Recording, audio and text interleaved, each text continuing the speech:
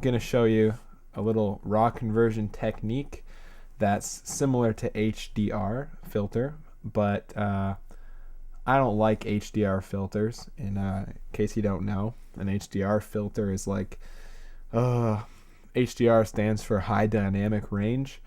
And basically, when you take a whole bunch of photos at different exposures and then combine them all together, you get a really kind of cool tonal range. But I don't know. I don't really think it looks cool at all. I think it looks kind of dumb. But that's only because when you drop it in kind of like one filter and have the computer do it for you, it just, I don't know, the results aren't very good. So I'm going to show you how to do kind of like similar effects that you can control that won't look like a hunk of shit. So anyway, I got my picture here, and I didn't choose the best exposure of the series, mainly because everybody screws up time to time, and I'm just going to show you how you can still kind of rescue this picture here. But basically, it was lit with one huge softbox in front, a light from behind, and also a little bit of another softbox on the grass. But because I've shot in RAW, I have kind of a latitude of about 3 exposures.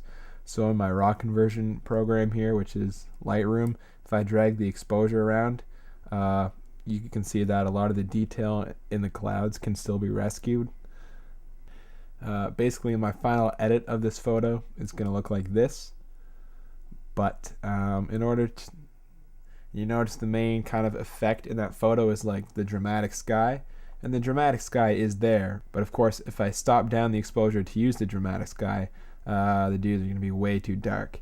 So what I'm going to do is first I'm just going to make one raw conversion to make sure that the guys look good and that the guys are well lit.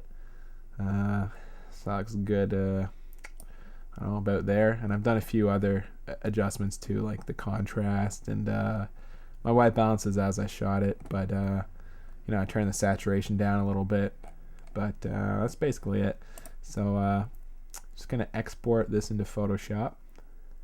Alright, and then I'm just gonna keep everything the same and just drop the exposure down so I can get that sky looking really cool. That looks cool. And I'm also gonna export that into Photoshop. So because it's all coming from the same file, I'm just going to use unique names so it doesn't overwrite itself. Alright, cool. So now I've got both conversions of the exact same picture in Photoshop, and I'm just going to close Lightroom because my computer ain't all that great and don't want it to lag it down. But anyway, basically what I'm going to do is get the selection tool here, and I'm just going to throw this lighter version on top of the darker version. So I'm just holding Alt and Control and just dragging her on top there. And if you hold Control, you can kind of position it and it'll kind of lock in position. Alright, so now I can close this one that I just dragged over. And then you'll notice now in this file, I've got in my layers menu, I've got the dark version. And then I dragged over the lighter exposure, which is on top. See, I can turn it on and off. Yep. So basically what I want to do is I want to use the sky from the bottom dark image, but use the lightness of the top image. I could do this in a number of ways. I could either like use the selection tool. I could set a big selection and hit like delete and kind of show through the background layer like that, but that's going to make kind of like some rough edges, so I could always feather the selection a little bit and that'll smooth it out. But most times you're not always going to have this kind of nice selection, and you're going to have to either use a layer mask, or just like the getaway that I do is I just get the eraser brush, and when you get this brush and run it over top of the top layer, basically the bottom one is shining through it. So I could make a selection again and just easily erase it, but I'm going to use the eraser tool just to show you, just because don't always have those sweet options. tighten up the hardness of the edge just to go around stuff.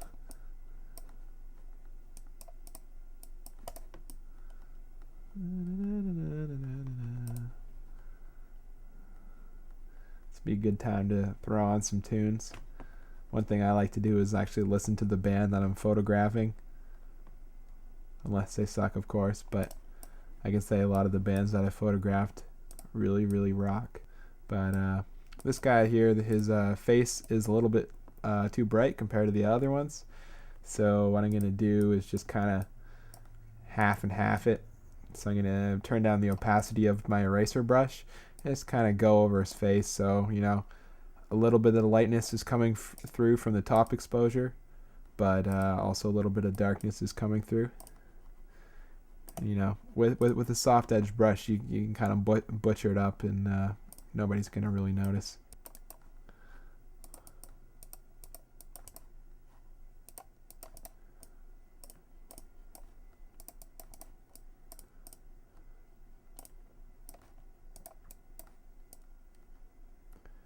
Yeah, I'm kind of doing a pretty butch job here. I'm sure, like, if I use the selection tool and feathered it or something, it'd be a little easier, but again, I gotta show you guys and sacrifice my well-being.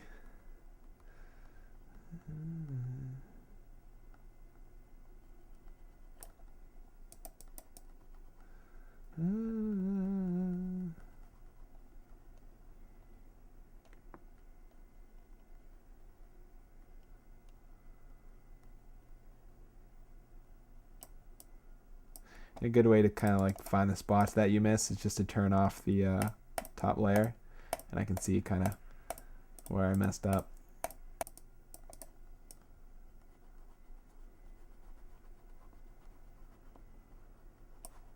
Alright, cool. That's good enough just kind of to show you the basic idea. But also for this grass here, since you're erasing away, you can kind of manually control where the dark and the light falls. So what I like to do is like to turn the opacity down on the brush, and you get just kind of like nice subtle brush strokes. And that's a lie, I'll turn it up a little bit, but now you just get kind of like nice subtle brush strokes and kind of paint where you want the grass to go darker.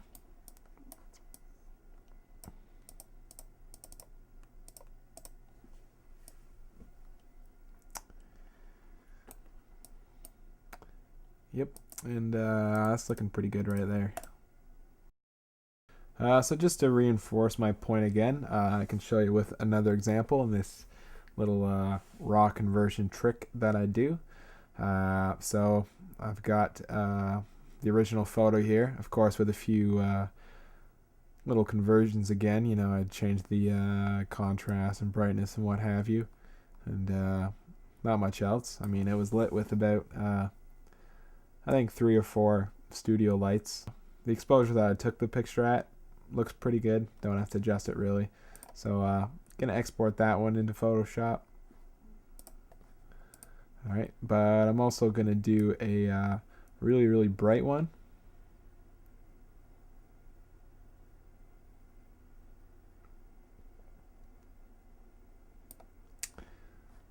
Okay.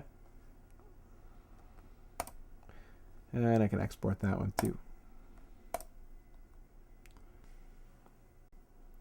So I'm going to do the same thing I did last time, just by selecting it, holding Control and Alt and dragging her over. Alright, and I can hold Control to just kind of drag it around and lock it into position. Okay, and I can just check that it's in the right place. That's cool. I can close this one. Alright, now what I can do is use the eraser brush and just kind of go over parts that I really want to bring out. And I'm doing this again. I'm just erasing away this top dark layer and revealing the lighter layer, the lighter exposure beneath. So for this, like, I can't really see the swords very good, so I just might want to go over the area kind of where the swords are.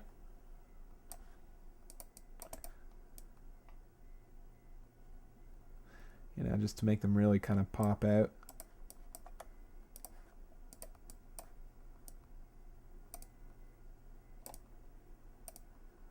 And when you do this, it also makes you look like you used a lot more lights and reflectors and stuff than you actually did. So it's a good little trick, you know, to impress the ladies.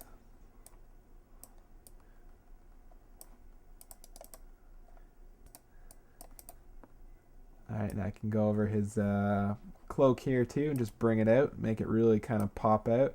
And doing this, like, it always gives things a really cool kind of like 3D look as well, because you're lightening things that aren't really supposed to be lightened. So it always looks cool.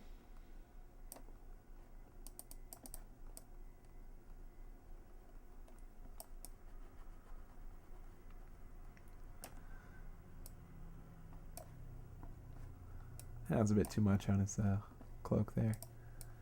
But also I can see that his head was a little bit lost in the darkness here.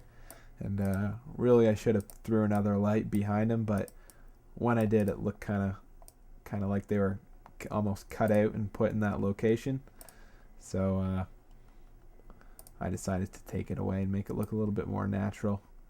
But this location here is actually a place in Scarborough, Ontario. It's a sculpture garden that they used to rent out for wedding photographers.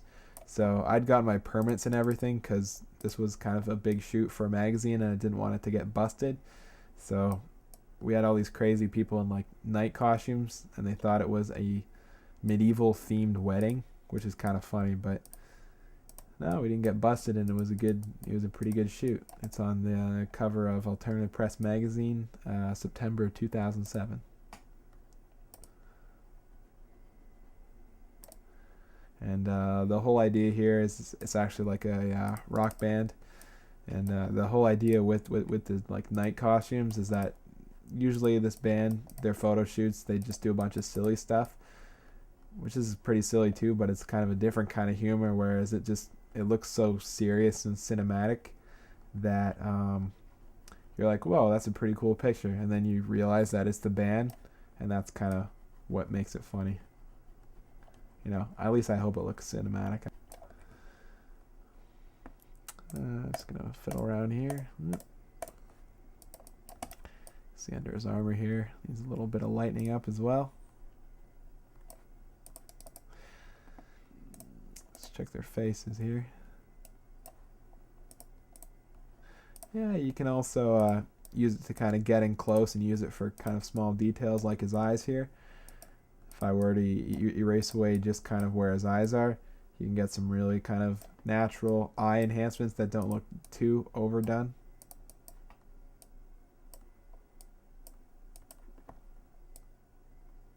Yeah, it looks pretty good.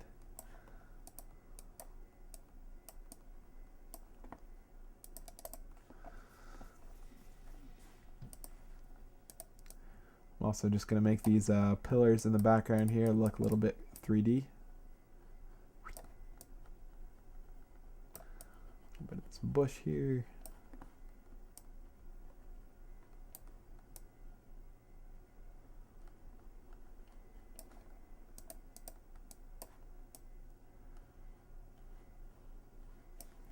If you want to do a little experiment, you can erase the background layer and just kind of see where exactly you erased on the top layer and what's shining through and what's not. And you can switch on and off that top layer and just see what you've done. And to me, that's looking pretty decent.